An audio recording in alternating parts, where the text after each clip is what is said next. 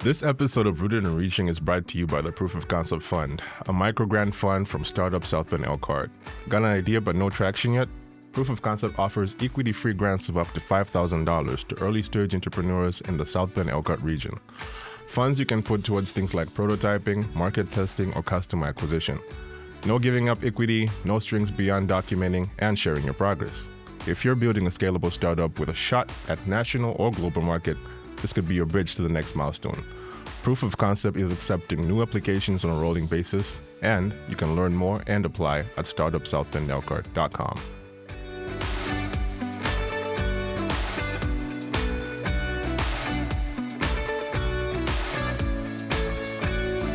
Welcome to a special mini-season of Rooted and Reaching, recorded live during Idea Week. For 1 week, the South Bend Elkhart region becomes a magnet for builders, dreamers, and doers. And this year, we grabbed the mic and started talking. In this series, you'll hear from local entrepreneurs who are doing the real work of building here, alongside some interesting voices who traveled here from outside the region to be part of Idea Week. Same energy, different angles. Some of these conversations are about hometown grit, others bring a fresh outside perspective on what makes this place worth paying attention to. Either way, you're getting an unfiltered look at what's happening when this region's entrepreneurship energy is at its peak. Let's get into it. Well, Joe, thank you for this impromptu invitation to join Rooted and Reaching. We're just doing some really quick conversations with entrepreneurs today as part of Idea Week 2026. Mm-hmm. And you were just in the hall presenting or tabling as an entrepreneur. Yeah. What is your current effort? Yeah. Let me tell you about it. At Tingaponics, we are trying to develop the next generation of indoor vertical farming technology. Kind of the challenge that we're trying to face is there's some shocking, or they call it some negative effects going to the agricultural industry right now.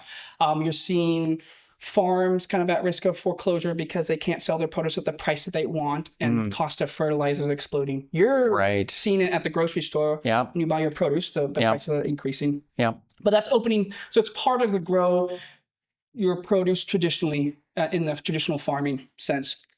And so this is allowing an opportunity for the vertical farming space to kind of flourish. Sure. And so at Tingaponics, we are developing a system that uses vertical farming technology that is increases the efficiency and operational capacity of other market offerings.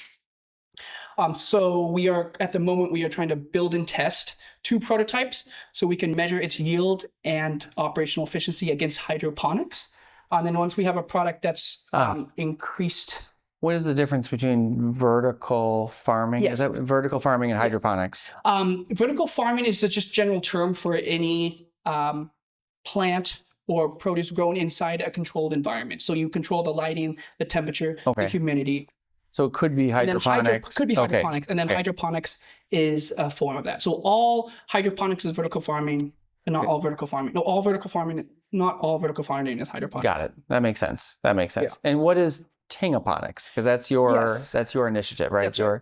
Tingaponics, we are trying to combine hydroponics and aeroponics, which is another form of vertical farming, into its own kind of new system where we are developing a innovative or novel growing methodology. So instead of, with hydroponics, you have the roots submerged in water, and aeroponics is the roots are exposed to air and they spray on the nutrient solution.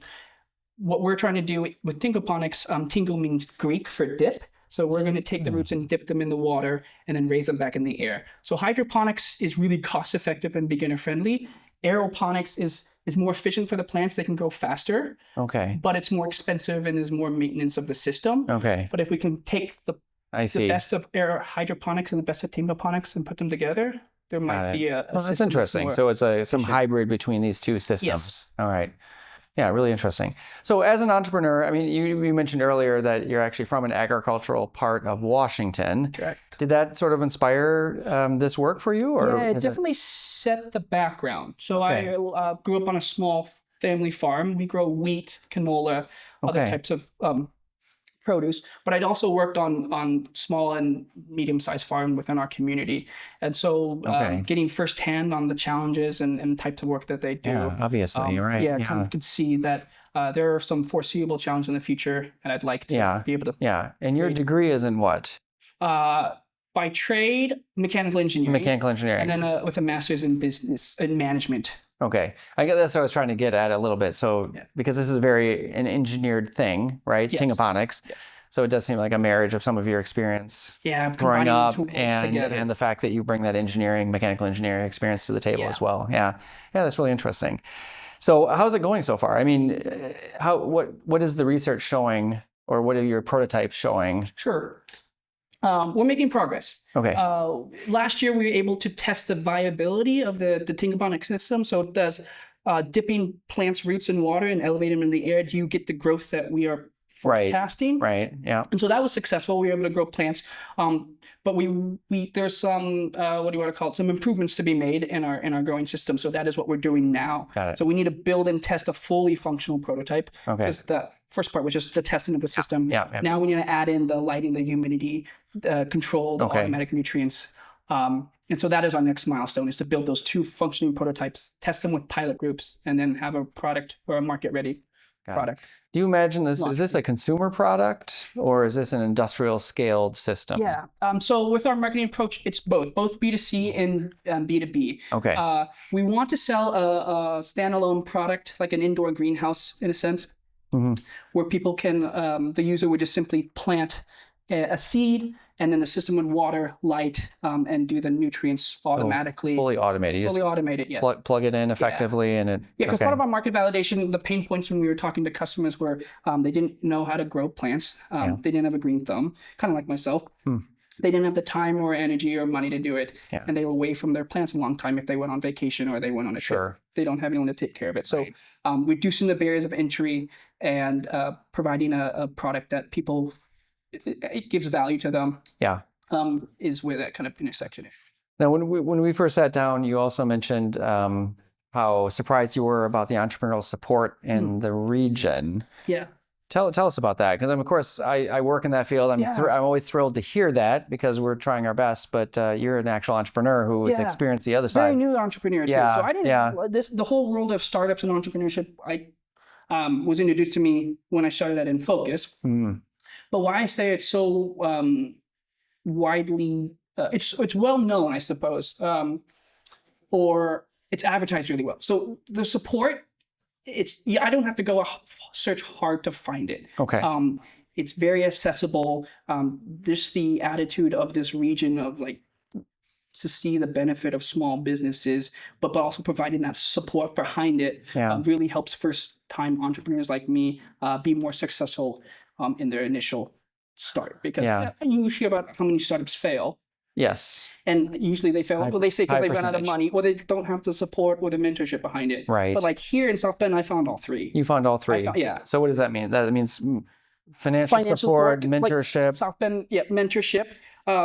People who've already done this before, or people who have business development, or specialists in marketers, or financial analysis. Being able to go talk to them, learn from them the first time without having to struggle myself. That just launches you, or gets you to launch faster. And make less mistakes. I think you need to make mistakes just to learn. Yeah. Absolutely. And then just the size of the support, or how many different organizations. So you have the SBE, South Bend Development Economic. South Bend Elkhart Regional Partnership, or Startup South Bend Elkhart. I think that's where the proof of concept funding came from, right? And that's what. Thank you for you guys there that fund our prototype. Yes. Because we wouldn't be where we are today without your guys' support there. Thanks. And then you have the Indiana Small Business Development Center. Right. You have the Awesome Foundation. Right. You have the McCloskey Venture. It's just the environment around entrepreneurship here is nothing like I've seen. Yeah. Don't have it out. I'm really thrilled to hear that. And I'm glad that you've stuck to it too, because I think we talked to you, it was maybe even a year ago now, or getting close to a year ago already. But you're sticking to it. You're still here. You were presenting table today, Tingaponics. I'm sure people were eager to see a prototype. Yeah. We're not there yet. I wish I had that full prototype ready. But so people could actually get their hands on and play around with it. Yeah. So knowing what you know now, as somebody who was not necessarily an entrepreneur, but you kind of have dipped your toe pretty deeply into that world. What advice would you give the new and focused fellow coming on board, who maybe has a half an idea in their head? Like, what would you tell them? Build and find your team and get the support around. The support is there for you. People want to see you succeed. Yeah. The system really wants you to have a successful launch.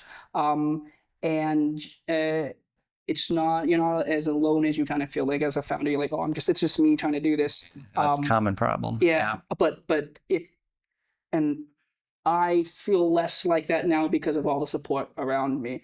And so I think a lot of people, especially in the beginning, I was like, man, this is a one-man army.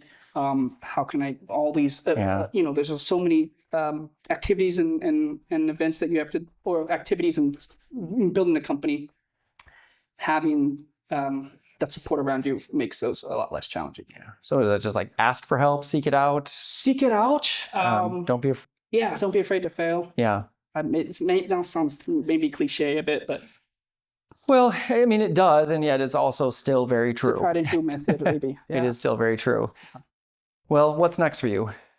Continue working on this. The prototyping. Yep, prototyping, at least on Tingaponics, and then we'll see what the future brings. Yeah. To bigger and grand things. Yeah. Yeah. Thanks for being on. Thank you, Marty. Great talking to you. Thank you. Yeah.